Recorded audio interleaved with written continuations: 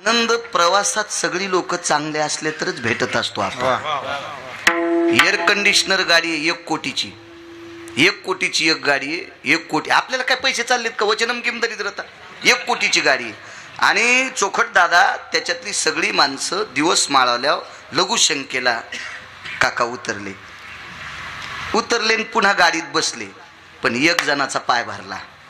वास किती जणाला सांगा बरं? सगळ्या लोकायला. एकानं चूक केली तरी सगळं.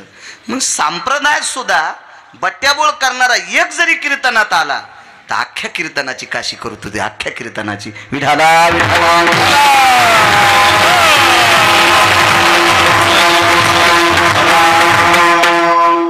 त्यानं सांगितलं बाजू माझी पक्की आहे. पांडव वनवासाला गेले. शकुनी म्हणतो अरे नियतीनं प्रवेश केला. शकुनी इतका गोड बोलत होता आप्पा. त्यानं सांगितलं नाही, पांडव वनवासाला जरी गेले तर जगाचा बाप त्यांच्या पाठीमाग आहे. अहो किती पाठीमाग? 4 दिवसात द्रौपदी नदीला हात लाईत नव्हती. पवित्र गंगा प्रवासात असताना पवित्र गंगा असल तर रजस्वाला असताना 4 दिवसात नदीला हात लाईत नव्हती. हे रातच्या 2 वाजता तिच्या उशाला पाण्याचा माठ भरून ठेवत होतं आणि तिथं आंघोळ करीत होती. त्याला मारायला काय या जरासंधाची मायवेली काय हिम्मत आहे का त्याला? राहिला आता श्रोतीचा दुसरा न्याय आहे का? तर शकुनी म्हणला काम आपलं साधलंय, आपलं साधलंय म्हणला. या तुझ्या हाडवैरामुळं पांडव हारले, गोट्या पालथ्या पडल्या आणि जिंकले कौरव. पण जिंकल्याच्या नंतर कौरवानं नियतीचे घोडे दामटून दिले आणि अनितीच्या घोड्यावर कौरव बसले. एका पवित्र स्त्रीचं वस्त्र हरण केलं. फार मोठं पाप आहे, फार मोठं पाप आहे, फार मोठं पाप आहे. तुम्हाला एक सांगू का? नियतीच्या सूत्रात पेरणी येत असती. अपरन्न परान्न भयन व्याप्ती निषेधो काला ती जायते कृषी कर्मांस्ततेवच नैवम गांजा कसम लिखितम. हो, स्त्रीचं वस्त्र किती पवित्र आहे. हो, आणि त्याला अशुद्ध स्थितीत वापरल्यावर किती अपवित्र आहे. हे शास्त्र फार मोठं टोकाचं आहे. म्हणून पेरणारा माणूस सुतार दादाच्या नेहावून ती फण उचलली की मारुतीला येडा घालीत होते. आणि जवळ रान असेल तर ती फण रानात नेऊन टिकीत होते आणि लांब रान असेल तर बैलगाडीनं ती फण तिथं न्यायची. आणि पेरणाऱ्यानं बायकोचं तोंड पेरणी होस तर पाहायचं नाही. हो, जेवऱ्या बुडक्या होत नव्हत्या. आता पप्याच्या माईच्या साडीचाच कासरा टिपणीला. हो हो, किती काळविचित्र पाहन तुम्ही. वस्त्रात लय मोठी ताकद असते. तुम्हाला एक सांगू, वस्त्र स्त्रीचं सामान्य. अहो या वस्त्राची पवित्रता पाहिली तर पदर माथ्याचा बाळ नंदाचा एका पदरात ताकद. दुसरी एक गोष्ट सांगतो पुन्हा. दिवाळीच्या धनत्रयोदशीच्या दिवशी पंढरपुरातल्या मालकाचा चेहरा आणि काशीतल्या मालकाचा चेहरा संत शिरोमणी नामदेवरायाच्या आईनं गोनाबाईनं डोक्यावरच्या पदरानं पुसला. आप्पा काय पदरात ताकद, किती पदरातली क्षमता. पांचाळ नरेशाच्या मुलीनं सुप्रभा नावाच्या प्रधानाच्या पोरीनं द्रौपदीच्या अंगावरचं 9 वार लुगडं फाडलं. त्याच्यातलं 4.5 वार लुगडं एका साधूला फेकलं. त्यानं लुगडं प्रार्थना करून नेसलं आणि मग देवाला सांगितलं, देवा मी अंध असताना मला एक बहीण भेटली रे आणि तिने मला वस्त्र दिलंय. ह्या वस्त्रावर आडवेन जितके उभे दोरे येत तितके तिला वस्त्र पुरव. कौरवे पांचाळी सभे माझे आणली वस्त्र हरणे वस्त्र कैशी धरली मागून. काय ताकद आहे बाईच्या वस्त्रात, काय शक्ती आहे तिच्या वस्त्रात, किती शक्ती आहे. आणि तिचं वस्त्र एका दुःशासन नावाच्या नालायकाने धरलं. तेव तर मेलाच भडवा, तेव तर भडवा मेलाच. पण सांगणारे 100 मातीत घातले नालायकानं. इतकं पवित्र वस्त्र आहे तिचं, इतकं पवित्र त्या स्त्रीचं. फार मोठं. कितीतरी पुरावे सांगता येतील. माझ्यासारख्या येडपट बाळूला विद्वांत किती सांगतील. विठाला विठाला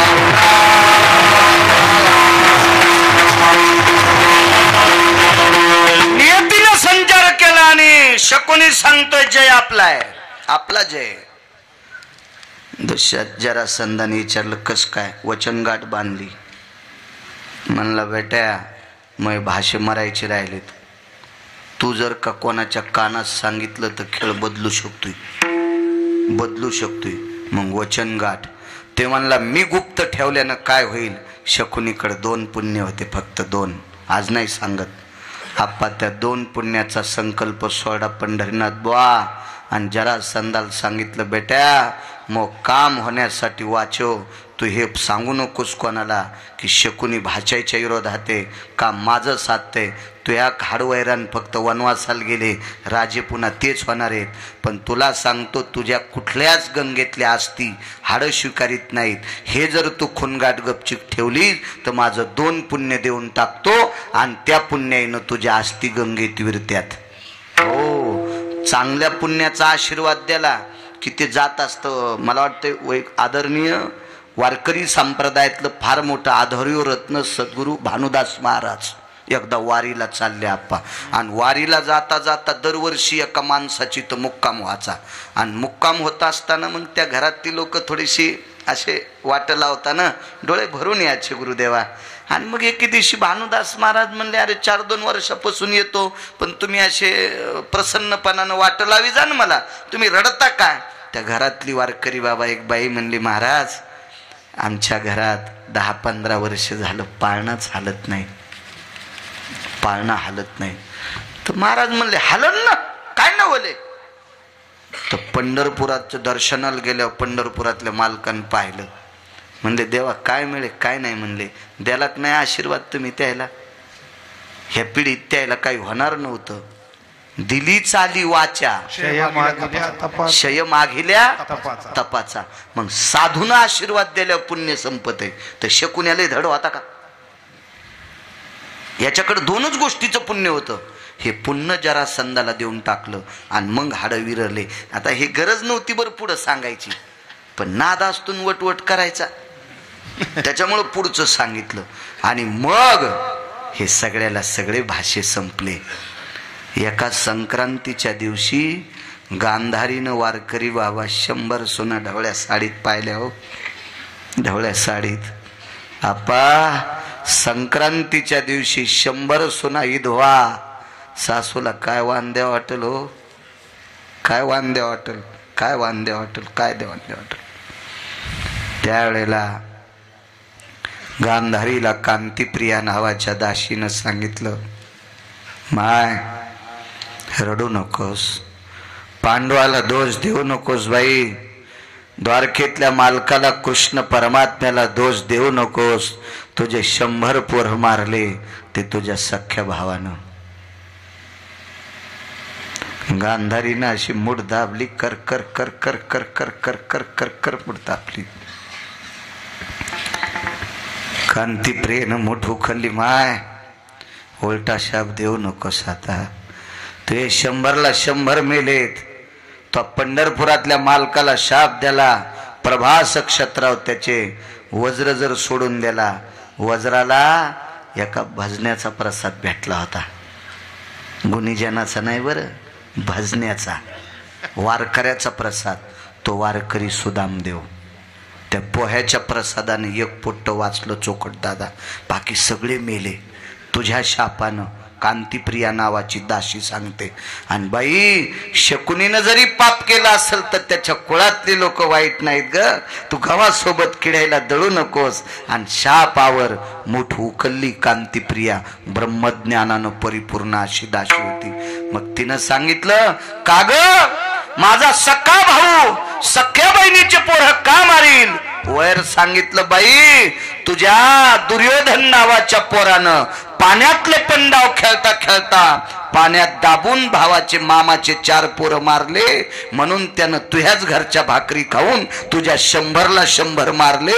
हे हाडापासून चालत आलेलं वैर इतकं विचित्र असतंय. म्हणून मालक पहिल्या कडव्यात म्हणतात निर्वैर भावे सर्व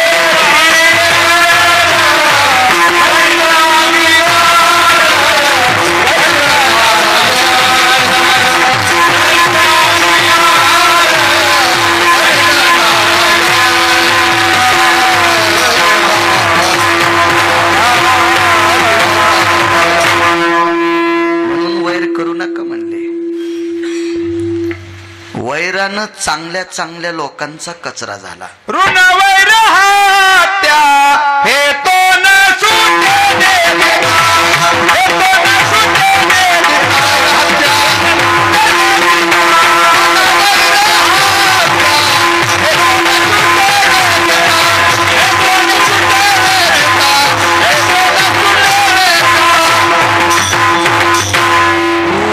फेडावच लागते, हत्या फेडावच लागती. हो, वैर फेडावं लागते. फार विचित्र काम आहे वैराच्या बाबतीत. बघा पुढे, मग वैर नाही केल्यावर काय होतंय? तरी अंगीकार करील नारायण, तरी अंगीकार करील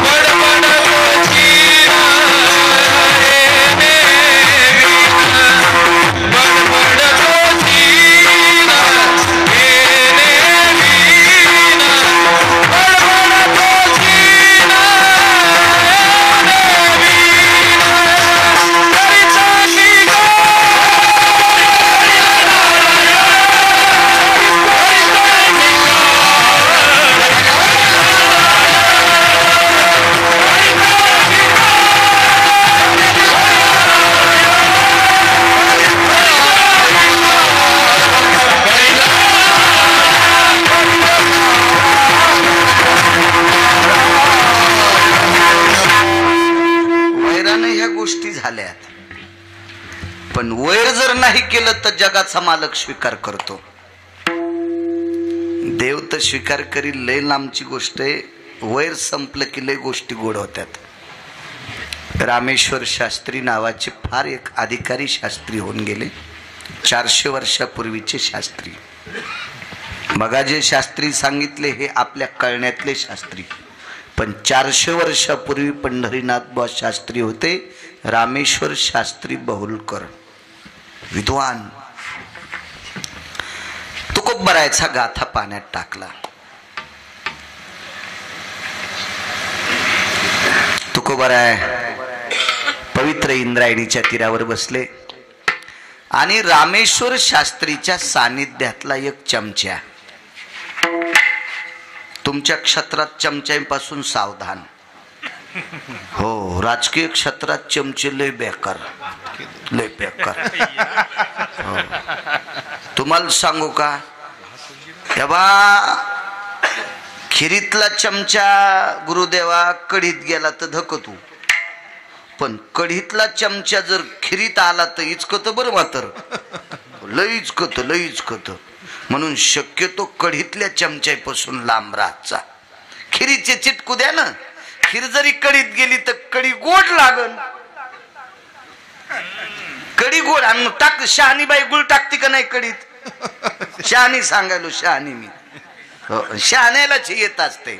जिला गावऱ्या लावता येत नाही तिला धिरडे कसे येतील? त्यासाठी शहाणी लागन ना, शहाणी लागन. जिला पिठल्यातले गोळे फुटन तर ती म्हणली मी बासुंदी करते. मी म्हणलं राव दिनचे तुरा, दुधाचा खराब करू नको, आम्ही असंच पितो. तू कशाला येड्यावर दूध खराब होईल नाही, कशाला आम्ही तसंच पितो, तुला गोळे फिटवणार पिठल्यातले. शहाणी सांगतोय. चमचे विचित्र असतात. आणि काय सांगू लागलो,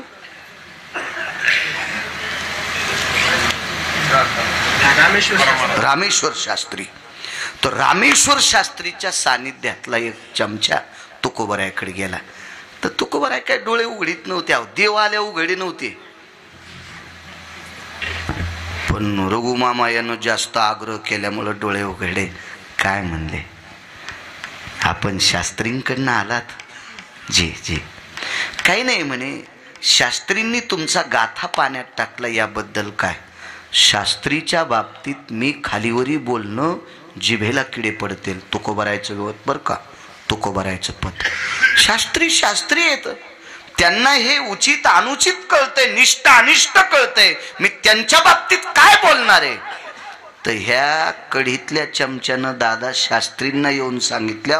शास्त्री रडू लागले, मंगेश बुवा. पण वेळ निघून गेलती आप्पा, निघून गेलती. कालांतरानं गाथावरही आला. तर ऐका पुढे, ऐका ऐका.